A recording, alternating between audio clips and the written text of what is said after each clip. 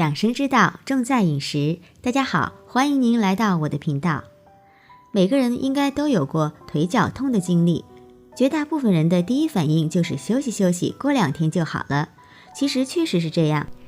因为大多数腿脚痛都是劳累过度引起的肌肉酸痛，或者不小心磕碰导致的局部组织损伤，只需要足够的休息就能够好转。但是还有一部分人出现腿痛后，即使休息也很难缓解，甚至呈现逐渐加重的状态，连走路都走不远。这时候就要引起足够的重视，仅仅休息可能就不够了。根据大数据显示，现在不仅是很多老年人存在腿脚痛的问题，很多年轻人身体里面的湿气特别严重，甚至患上了痛风、腿脚痛的问题。这些看似不起眼的问题，如果不及时的治疗去处理，慢慢的就会拖成大病，最后导致无法正常的行走，无法正常的生活。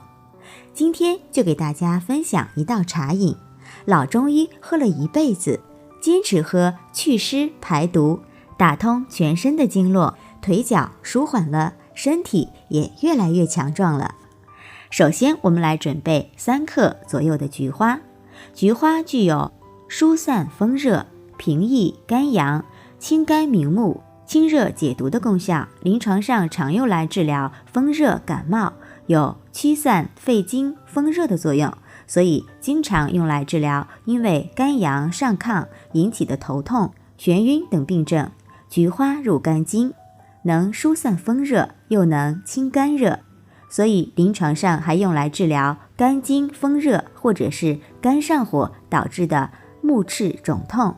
并且菊花有清热解毒的作用，所以也可以用来治疗痤疮脓肿。经常用菊花、金银花、甘草等药物同用，可以达到清热解毒、消散瘀肿的功效。艾叶本身能够去除身体内的湿气，在使用的过程中可以起到温经止血、消寒止痛的作用，还可以祛湿止痒。菊花搭配艾叶泡水喝，具有很强的保健作用，可以祛湿排毒，有助于身体健康的恢复。菊花的味道特别的清淡爽口，尤其是在夏天的时候，多喝一些菊花茶能够清热解毒。有些老年朋友多喝一些菊花茶，还能够缓解视网膜模糊眼睛、不舒服、头晕目眩的症状。接下来准备10克当归。当归味甘，能补血，是补血的第一药。对于血虚、血少、容易头晕眼花、疲倦、面色暗黄的人来说，可以通过当归来适当的调理。在古代医学里记载着补血的代表方四物汤，即是由当归、白芍、熟地、川芎组成，有补血调经的功效，特别适合于血虚的女性服用。孙思邈在《千金一方》中记载着，当归有抗衰老、祛斑的作用，女性食用当归可以美容抗衰老。当归对于肿瘤有一定的治疗作用，特别是妇科肿瘤，对于晚期的肿瘤或者肿瘤手术、放疗、化疗后正气虚弱的患者，可以选用当归来扶正祛邪。当归的功效价值多，而且全身都是宝。正因为如此，针对不同的功效，要选用不同的当归部位。如当归头入药时具有止血的功效，而当归身是养血，当归尾是活血，全当归是和血。在选择和服用当归时，需要鉴定好当归的各部位，才能够达到正确的药用价值。然后再准备10克黄芪。黄芪具有补气的功效，对于气虚乏力、自汗盗汗、失眠多梦等病症有一定的调理效果。黄芪还可以起到解毒排脓、敛疮生肌的作用，适合毛囊化脓性炎症、创口久不愈合的患者使用。此外，黄芪具有利尿消肿的功效，能够改善小便不利、水肿胀满等症状。现在临床上常用于辅助治疗慢性肾炎、糖尿病等疾病。黄芪是一味中药，它具有一定的降低血压的作用，所以它不适合与降压药同服，以免导致直立性低血压。此外，黄芪不宜与萝卜同食，黄芪具有补气的作用，而萝卜具有降气的作用，两者同时会影响药效的发挥。最后再来准备一把丹参，丹参的功效和作用都非常的好，也是我们日常生活中常见的一味中药材，药用价值特别的高，具有抗癌防癌的功效，同时也能够提高自身的抵抗力和免疫力，促进细胞的修复和再生。丹参有抗癌的功效，可以抑制中枢神经，让身体恢复健康状态。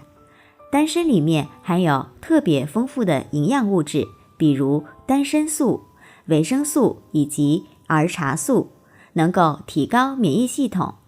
丹参属于营养比较高的食物，能够辅助治疗产后腹痛、疼痛淤血，具有消肿以及镇痛的效果，同时也可以改善心悸、失眠，特别适合更年期的女性朋友使用，并且喝丹参茶能够增加心肌的收缩力，改善心肌功能，不会增加心肌耗氧量，既有扩张冠状动脉的效果，也增加了心肌的血流量，扩张了外周围血管，所以丹参的营养价值是比较高的。